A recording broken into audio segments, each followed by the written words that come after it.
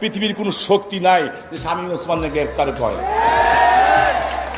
মৃত্যুর সাথে অ্যাপয়েন্টমেন্ট নিয়ে রাস্তায় নামবো, মৃত্যুর সাথে অ্যাপয়েন্টমেন্ট। মানুষ স্পিকার, ওদেরকে এটা বুঝতে হবে। শুধু নেত্রীকে জিজ্ঞেস করলাম, আপা গ্রেফতার হবো? বললাম না। আমি আপা যখন বলছে গ্রেফতার হইতে মানা করছে, পৃথিবীর কোনো শক্তি নাই যে শামীম ওসমানকে গ্রেফতার করে। আমাদেরকে কেউ যদি জিজ্ঞেস করে 2 আর 2 কি হয়, সাধারণ মানুষ বলবে 4 হয়, আমরা বলি 22 হয়। আমরা অনেক আগের থেকে দেখি কি হয়। যদি এই মুহূর্তে একটা কর্মসূচি দেই যে পুরো নারায়ণগঞ্জ বন্ধ, তাহলে কি বন্ধ হবে? ঢাকা, নারায়ণগঞ্জ, ঢাকা, চিটাগং, ঢাকা, সিলেট, ঢাকা, মুন্সিগঞ্জ রাস্তাঘাট কেউ খোলার ক্ষমতা রাখে? জোরে বলেন, শুনি না, হাত উঁচা বলেন। রাখে না। আমরা তো অনেক ছোটবেলার খেলোয়াড় রে ভাই। আমাদের অন্য কোনো দলকে দমন করার জন্য পুলিশের দরকার নেই। নারায়ণগঞ্জে আমরা একলাই যথেষ্ট, আওয়ামী লীগ যথেষ্ট। আমি এসপি সাহেবকে প্রতিনিধি বলেছি, I don't need the police supports. রাত্রেবেলা ডাকলে ওখানে 2 লাখ লোক বাড়ি করতে আমার 1 ঘন্টা সময় লাগে। ওই ক্যাপাসিটি আমার আছে। আমার কোনো মাস্তান দরকার নাই, লাঠির দরকার নেই, বন্দুকের দরকার নাই, কারণ আমি নিজেই জানি আমার চেয়ে বড় মাস্তান কেউ নাই। আমার বহুত বুকের ভিতরে বহুত সাহস আছে। 24 তারিখের পরে আসো, খেলবো, খেলা হবে, খেলা হবে। 24 তারিখের পরে খেলা হবে। তুই, তোর খালেদা জিয়া, তোর জামাত, তোর হেফাজত সব নিয়ে আমরা খেলবো। 24 তারিখের পর খেলা হবে। আসসালামু আলাইকুম। আগে যা কিছু সামনে আসেনি আপার প্রভাবের কারণে, এখন যা কিছু সামনে আসছে আপা নিঃস্ব হবার কারণে।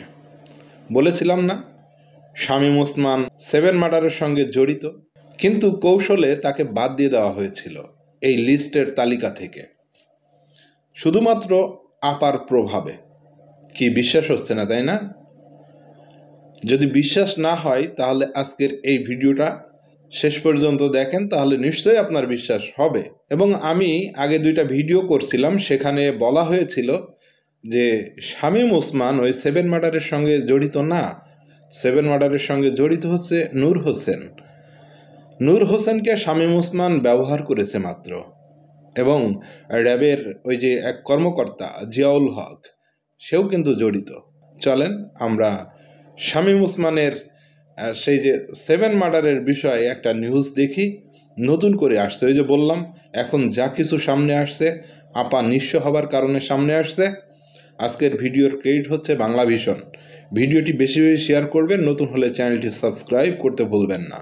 তাহলে চলুন আমরা সেই প্রতিবেদনটা দেখি। পেটে ইট বাঁধা অবস্থায় শীতলক্ষার নদী থেকে এভাবেই ভেসে উঠছিল একের পর এক মৃতদেহ।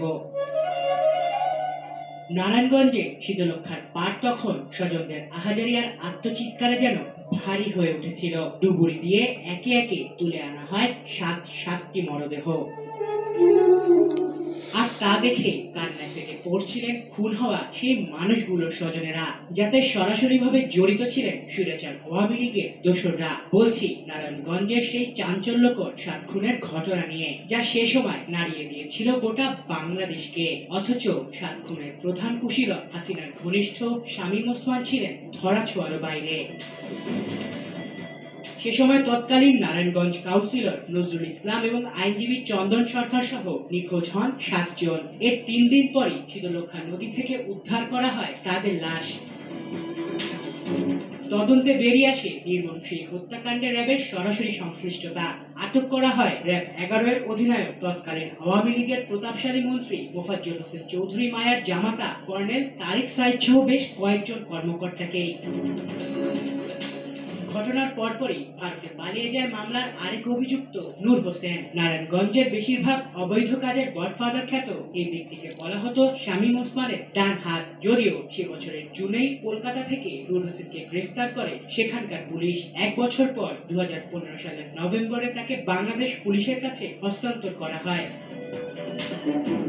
পরবর্তীতে আদালতের বিভিন্ন বিচারিক কার্যক্রম শেষে নূর হোসেন, তারেক সাইদ মোহাম্মদ ও মেজর আরিফ হোসেন সহ 15 জনের মৃত্যুদণ্ড বহাল রেখে বাকিদের বিভিন্ন মেয়াদে কারাদণ্ড দেন হাইকোর্ট। কৌশলে বাদ দেওয়া হয় 7 খুনের মাস্টারমাইন্ড হাসিনার ঘনিষ্ঠ শামীম ওসমান, তৎকালীন নারায়ণগঞ্জ পুলিশ সুপার, ঢাকা বিশ্ববিদ্যালয় স্যার এফ রহমান হলের সাবেক সভাপতি নুরুল ইসলাম সহ বেশ কয়েকজনকে। তবে কেন এই হত্যাকাণ্ড, সেই বিষয়টি থেকে যায় আড়ালে। সেই উত্তর পরিষ্কার হয় 5 আগস্টে হাসিনা পতনের পরপরই। সে মামলার তদন্তের দায়িত্ব থাকা মূলত 7 খুনের এই কলঙ্কিত ঘটনার সাথেও জড়িত থাকার অভিযোগ পাওয়া যায় র্যাবের সাবেক গোয়েন্দা প্রধান মেজর জেনারেল অবসরপ্রাপ্ত জিয়াউল হক। ছাত্র জনতার বিপ্লবে হাসিনার পতনের পর জিয়াউল হক আটক হলে 7 খুন নিয়ে বেরিয়ে আসে বেশ কিছু চাঞ্চল্যকর তথ্য। সরাসরি শামীম ওসমানের সংশ্লিষ্টতার কথাও উঠে আসে জিয়াউল হকের বয়ানে।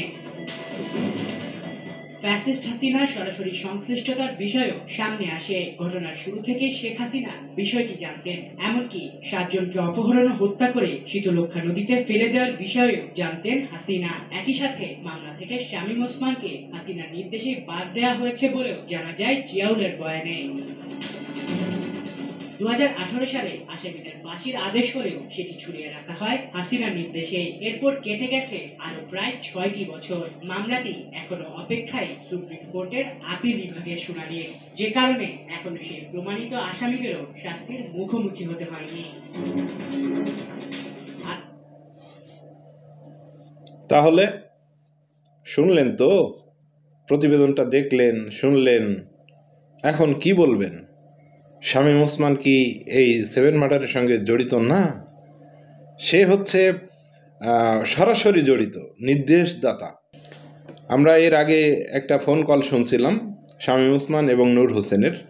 তো ফোন কলে এমন কথা হচ্ছিল যে ভাই, আমি, নূর হোসেন বলছেন আমি লেখাপড়া করি নাই, আমি ভুল করছি ভাই, আপনি আমার বাপ লাগেন, হ্যাঁ, এরকম কথা বলছিল। তো শামীম ওসমান বলছে আচ্ছা ঠিক আছে, বিষয়টা আমি দেখছি। তো তোর পাসপোর্ট রেডি আছে? হ্যাঁ, তার মানে ওই যে ইন্ডিয়ায় যেতে সাহায্য করেছিল শামীম ওসমান নিজে। এখন যেহেতু তাদের ফাঁসির আদেশ ওই সময় হয়েছিল কিন্তু ফাঁসি কার্যকর হয়নি, সো এখন যখন স্বৈরাচারী সরকার নাই, আমার মনে হয় ইউনূস সরকার ক্ষমতায় থাকা অবস্থায় যারা এই যে 7 মার্ডারের সঙ্গে জড়িত তাদেরকে সর্বোচ্চ শাস্তি প্রদান করার এখনই মোক্ষম সময়।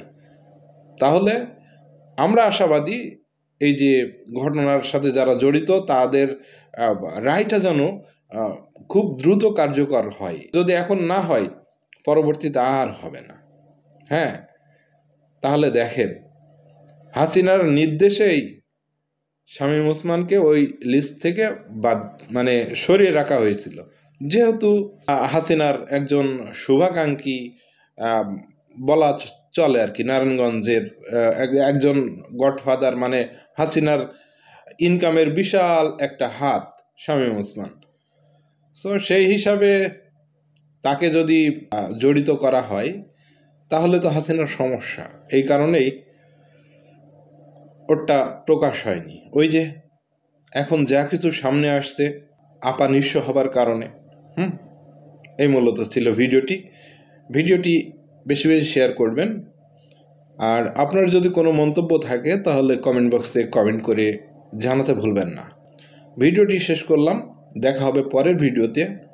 সবাই ভালো থাকবেন, সুস্থ থাকবেন। আসসালামু আলাইকুম।